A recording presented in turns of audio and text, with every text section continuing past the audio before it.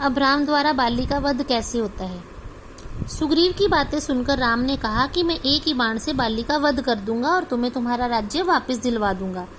सुग्रीव को राम की बात पर विश्वास नहीं हुआ। सुग्रीव बोला, बाली बड़ा पराक्रमी है, शक्तिशाली है।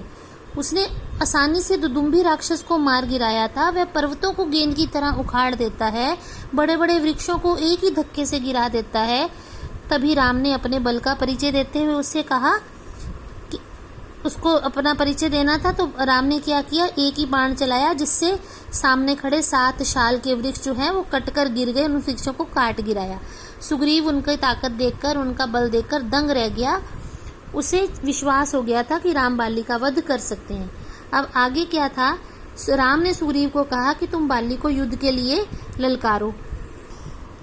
अब बाली राम की बात मानकर युद्ध के लिए सुग्रीव ने राम की बात मानी और युद्ध के लिए बाली को ललकारा। बाली जो था वो उसकी ललकार सुनकर बाहर आया। दोनों में काफी युद्ध हुआ, मल्ल युद्ध हुआ, धूल उड़ने लगी। अब राम जो थे वो पेड़ की ओट में छिपे हुए थे। जब बाली ने सुग्रीव को घायल कर दिया मार मार के, और बाली अपनी जान बचाकर ऋष्यमुख पर्वत पर भागा। अब उसे राम पर बड़ा गुस्सा आ रहा था कि राम ने अगर बाली को नहीं मारना था तो मेरी जान गंवाने के लिए मुझे बाली के पास क्यों भेजा, मुझे वचन क्यों दिया। अब इस बात के लिए वो राम पर बहुत क्रोधित था। अब राम ने उसको बताया कि जब दोनों मल्ल युद्ध कर रहे थे तो तुम दोनों की शक्लें इतनी मिलती थी कि मुझे समझ ही नहीं आ रहा था कि बाली कौन है, सुग्रीव कौन है। अगर मैं बाण चला देता और बाण तुम्हें लग जाता, तुम मेरे मित्र हो, तो मेरे ऊपर तो मित्र हत्या का पाप लग जाता ना, इसीलिए मैंने तीर नहीं चलाया था। तो अब फिर राम ने क्या किया, शंख पुष्पी के फूलों की माला सुग्रीव के गले में डाल दी और कहा कि अब दोबारा युद्ध के लिए उसे ललकारो। जब वो तुम्हें मारने आएगा तो माला के कारण मैं तुम्हें पहचान जाऊंगा और बाली जो है वो तुम्हें नहीं मार पाएगा, मैं पहले ही उसको मार दूंगा। सुग्रीव ने ऐसा ही किया। वो फिर बाली को ललकारा उसने जाके। उस समय बाली अपनी पत्नी तारा के साथ अंतपुर में था। अंतपुर होता है रानी के रहने की जगह, जहाँ रानियां रहती है ना। तो सुग्रीव की ललकार सुनकर बाली क्रोधित होकर युद्ध के लिए जाने लगा। तारा बड़ी बुद्धिमती स्त्री थी। उसे लगा कि सुग्रीव हार जाने के बाद भी इतनी जल्दी फिर कैसे युद्ध के लिए ललकारने आ गया। अवश्य ही इसके पीछे कोई ना कोई रहस्य है। अब तारा बड़ी दूरदर्शी यानी दूर की सोचने वाली स्त्री थी। उसे पता चल गया था अंगद के द्वारा कि राम लक्ष्मण जो हैं वो दंडकवन में रहने आए हैं। उसने अंदाजा लगा लिया कि जरूर राम लक्ष्मण जो हैं सुग्रीव से मिल गए होंगे, उनकी मित्रता हो गई होगी और उन्हीं के बलबूते पर ही वह पुनः युद्ध के लिए आया होगा। तारा ने बाली को राम के बारे में बताया और उसे युद्ध में जाने के लिए रोका, लेकिन बाली ने उसे कहा कि यदि राम धर्मात्मा है तो मुझे क्यों मारेंगे, मैंने तो उनका कुछ नहीं बिगाड़ा। वैसे भी सुग्रीव को मैं मारूंगा नहीं, केवल उसको हराकर उसका घमंड तोड़ दूंगा। ये कहकर दोनों में फिर युद्ध होने लगा। वो बाहर चले गए। बाली ने जाते ही सुग्रीव पर आक्रमण कर दिया। जब दोनों में युद्ध होने लगा तो धीरे धीरे सुग्रीव की शक्ति जो थी कम होने लगी।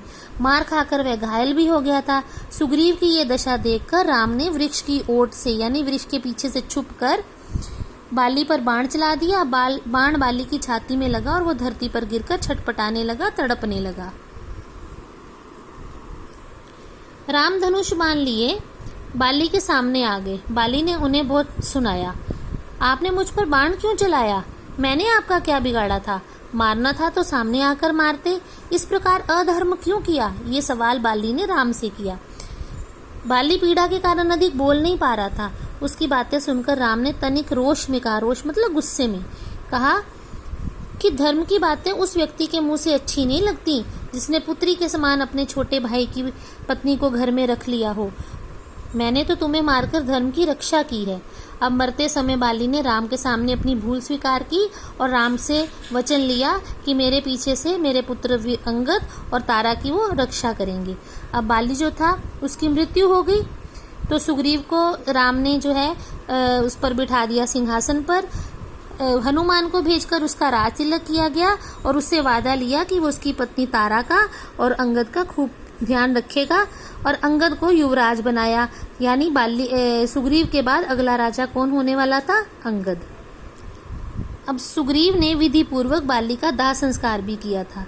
उन्होंने फिर राम से कहा था, वचन दिया कि वर्षा काल आ जाने के कारण, क्योंकि बारिशें शुरू हो गई थी, अब दलदल हो जाती है जंगल में, सड़कें तो होती नहीं थी पहले, तो उन्होंने कहा कि वर्षा काल आ जाने के कारण अब मैं प्रसवन पर्वत पर रहूंगा। ये राम ने सुग्रीव से कहा कि जब बारिशें हैं हम सीता को ढूंढने जा नहीं सकते, जब तक बारिशें खत्म नहीं होती मैं प्रसवन पर्वत पर रहूंगा।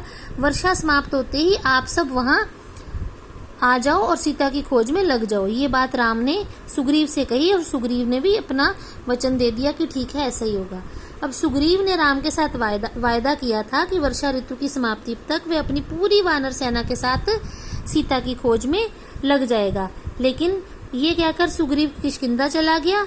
उसने तारा से विवाह कर लिया और विलास में डूब गया। अब इतने समय बाद उसको राज सिंहासन मिला था, राजमहल के सुख मिले थे, अब उसे क्या है, वो इस सुख में डूब गया। उसने राम को दिया हुआ अपना वचन भी भुला दिया। अब वर्षा काल समाप्त होने पर जब सुग्रीव ने अपने वचन को पूरा नहीं किया तो हनुमान ने उसे अपने कर्तव्य की याद दिलाई। सुग्रीव ने सेनापति नील को 15 दिन के अंदर सभी वानरों को किष्किंधा पहुंचने का आदेश देने को कहा। फिर वह निश्चिंत होकर भोग विलास में डूब गया, यानी बात दूसरों को कह दी कि आप कर लो, और खुद फिर रंगरलियां मनाने लगा। अब शरद ऋतु आ गई। अब वर्षा ऋतु बीत चुकी थी, उसके बाद सर्दी शुरू हो गई, पर सुग्रीव राम के पास नहीं आया। राम को बहुत क्रोध आया। उसने लक्ष्मण को बुलाकर कहा कि लगता है सुग्रीव राजमद मतलब राज्य के नशे में अपना वचन भूल गया है। तुम उसे जाकर ये याद दिलाओ कि उसका अंत भी बाली के समान हो सकता है। लक्ष्मण क्रोध में भरकर जाने लगे तो राम ने उन्हें धैर्य और विवेक से काम लेने के लिए समझाया, क्योंकि लक्ष्मण जो थे वो अधिक क्रोधित हो जाते थे जल्दी ही। अब लक्ष्मण जो थे किष्किंधा पहुंचे। लक्ष्मण का क्रोध से भरा संदेश तथा धनुष की टंकार सुनकर, टंकार होती है जब धनुष की डोरी को खींचकर छोड़ दिया जाता है ना हवा में, तो उसमें एक आवाज सी सुनाई देती है, उसको बोलते हैं टंकार। तो धनुष की टंकार सुनकर सुग्रीव जो था भयभीत हो गया। तारा ने उसे समझा बुझाकर लक्ष्मण को शांत किया। सुग्रीव ने लक्ष्मण से क्षमा मांगी और तुरंत हनुमान को बुलाकर उन दिनों वानर सेना को एकत्र करने का आदेश दिया। फिर सुग्रीव लक्ष्मण के साथ राम के पास स्वयं पहुंचा। उसने राम के चरणों में गिरकर उनसे क्षमा मांगी और राम ने सुग्रीव को प्रेम सहित गले लगा लिया।